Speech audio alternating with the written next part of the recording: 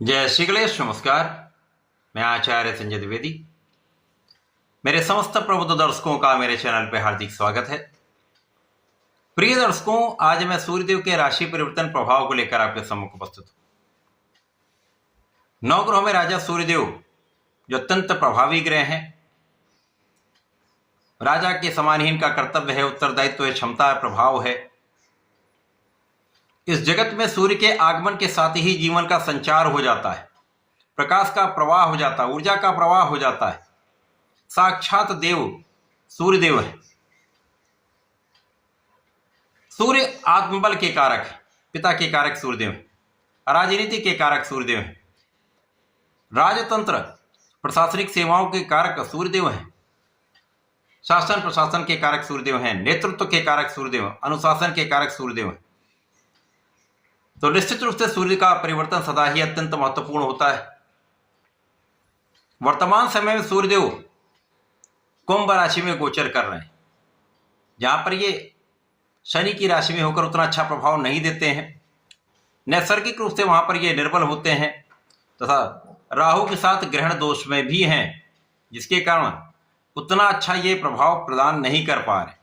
परंतु 14 मार्च को ये राशि परिवर्तन करके गुरुदेव बृहस्पति की राशि मीन राशि में प्रवेश करने वाले हैं, जहां पर ये बलवान हो जाएंगे और गुरुदेव बृहस्पति के साथ चतुर्दशम का संबंध बनेगा, जो इनके बल में वृद्धि करने वाला होगा, कुछ विशेष प्रभाव देने वाला होगा।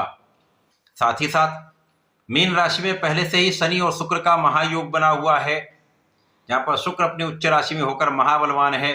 इस प्रकार से मीन राशि में रवि शुक्र योग का निर्माण हो जाएगा, त्रिग्रही योग का निर्माण होगा, जो समस्त राशि के जातकों को निश्चित रूप से प्रभावित करेगा, कुछ बड़े तथा विशेष लाभ भी प्रदान करेगा। प्रिय दर्शकों, आज मैं तुला राशि के लिए सूर्यदेव के राशि परिवर्तन का, त्रिग्रही योग का, रवि शुक्र योग का किस प्रकार का परिणाम आपको प्राप्त होने वाला है, किन भावों में वृद्धि होगी, कितने लाभ आप प्राप्त कर पाएंगे, अथवा कहीं पर कोई समस्या या अवरोध है तो उसका क्या निराकरण है, संपूर्ण विश्लेषण मैं पूर्ण तर्क के साथ करने जा रहा हूं। प्रिय दर्शकों, इस राशिफल को आप अपने लग्न तथा राशि दोनों के अनुसार देख सकते हैं। तुला राशि के लिए यदि हम अवलोकन करें तो सूर्यदेव आपके लाभ भाव के स्वामी। अब लाभ भाव के स्वामी का गोचर आपके षष्ठम भाव में आरंभ हो रहा है। षष्ठम भाव जो कि त्रिक भाव है, नकारात्मकता का भाव है, रोग ऋण शत्रु का भाव है। यहां पर कोई भी ग्रह जाता है तो वो निर्बल हो जाता है, परंतु सूर्य को कोई त्रिक दोष नहीं लगता, इसलिए कोई बड़ी समस्या नहीं। यहां पर रवि शुक्र योग बनेगा, यद्यपि शुक्र यहां पर उच्च राशि में होकर महाबलवान होंगे, परंतु कोई भी राजयोग त्रिक भाव में अच्छा प्रभाव नहीं देता है। परंतु सूर्य के जाने के पश्चात त्रिग्रही योग बनेगा, जिससे कुछ अच्छा परिणाम अवश्य ही प्राप्त होगा, क्योंकि लग्न के स्वामी शुक्राचार्य है। अब लग्नेश के साथ सूर्यदेव का गोचर आरंभ हो रहा है, जो लग्न को प्रबलता देने वाला होगा। तो यहां पर जो स्वास्थ्य समस्याएं आपके साथ चल रही हैं उनका निराकरण होगा, रोग और ऋण से आप बचेंगे। इसी प्रकार से शत्रुओं का विनाश निश्चित है। यहां पर कोई शत्रु आपके सामने टिक नहीं सकता। आप यहां पर अपने ऋण को चुका पाएंगे, ऋण मुक्ति का समय है। इसी प्रकार से जो जातक व्यापारिक भाव को बढ़ाने के लिए ऋण लेने का प्रयास कर रहे हैं, उनका काम भी यहां पर बनने वाला है। अच्छे तथा सरकारी संस्थाओं से आपको ऋण प्राप्त हो सकता है और इस समय में आपकी संपूर्ण सुरक्षा भी होगी, आपके आयु की भी रक्षा होगी। इस समय में आपके पहले जो स्थितियां चल रही थी, जब आपका जो प्रभाव था, कुछ आत्मबल में कमी आ रही थी, वो कमी दूर होगी। आपका आत्मबल पहले से अच्छा हो जाएगा। जब कॉन्फिडेंस आपका अच्छा होता है तो आप अपना संपूर्ण प्रयास सही दिशा में कर पाते हैं, आप सही प्रयास कर पाते हैं, आप फोकस्ड हो जाते हैं और पिता का संपूर्ण सहयोग यहां पर मिलेगा। पिता का मार्गदर्शन प्राप्त होगा, उच्चाधिकारियों का साथ मिलेगा, शासन प्रशासन का सहयोग मिलेगा, जिसके कारण आपके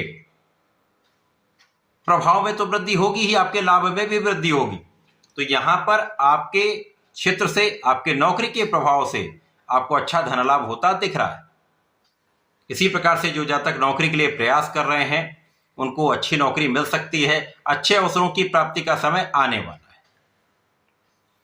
इस समय में कुछ यात्राएं आपकी हो सकती हैं, कुछ व्यापारिक यात्राएं हो सकती हैं, लेकिन उसमें कष्ट अधिक होगा, उतना लाभ आपको नहीं प्राप्त होगा। लेकिन जैसे जैसे ये समय आगे बीतेगा, 21 मार्च का समय व्यतीत होने के पश्चात जब बुध जड़ दोष से मुक्त होते हुए आगे बढ़ेंगे, वक्री से मार्गी होकर आगे बढ़ना आरंभ करेंगे, तो यहाँ से समस्याओं का निवारण होना आरंभ हो जाएगा तथा कुछ व्यय में कमी आएगी, आपके कष्ट में कमी आएगी तथा व्यापारिक यात्राएं सफल भी होंगी, उनसे आपको लाभ भी होगा।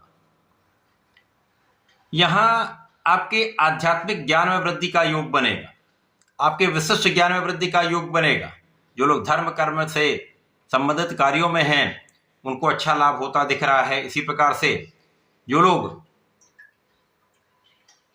किसी भी प्रकार के विशिष्ट ज्ञान को प्राप्त करना चाहते हैं, स्पेसिफिक क्वालिफिकेशन लेना चाहते हैं, तो ये यहां पर सफल होने वाला है, ये आपका कार्य बनने वाला है।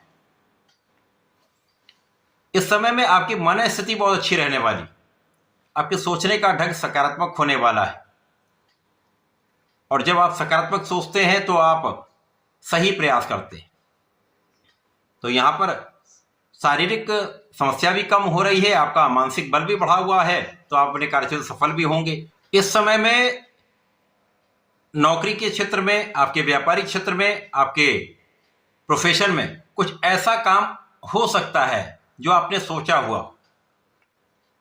मन के अनुसार कुछ काम होने से आपका मनोबल भी बढ़ेगा, आपका धन भी बढ़ेगा तथा आपके सुखों में वृद्धि का योग बन रहा है। इस समय में कहीं ना कहीं से कुछ सुख वृद्धि होगी, आपके सुख संसाधन बढ़ सकते हैं अथवा भूमि भवन वाहन से आपको लाभ होता दिख रहा है। भूमि भवन वाहन का सुख आपको अवश्य प्राप्त होगा, माता के सुखों में वृद्धि होगी तथा इस समय में लोगों का पूर्ण सहयोग प्राप्त होता है। आप यदि नौकरी में हैं, व्यापार में हैं या प्रोफेशन में, लोगों के बीच में आपका प्रभाव है, जनता से संबंधित कार्यों में है, तो वहां पर आपका प्रभाव पहले से अधिक अच्छा हो जाएगा। राजनीति में अच्छा अवसर मिलेगा, परंतु यहाँ पर आपको प्रयास बढ़ाने होंगे, यहाँ पर आपके परिश्रम में आपको वृद्धि करनी होगी।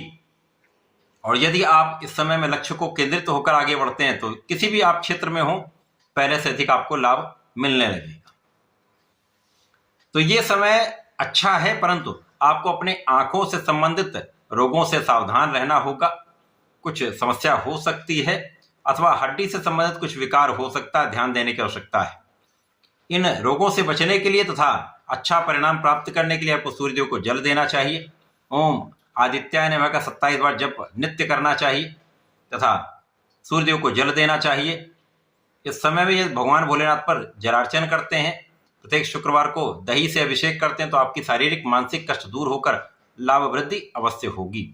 तो ऐसा करके इसका लाभ लें। धन्यवाद, नमस्कार।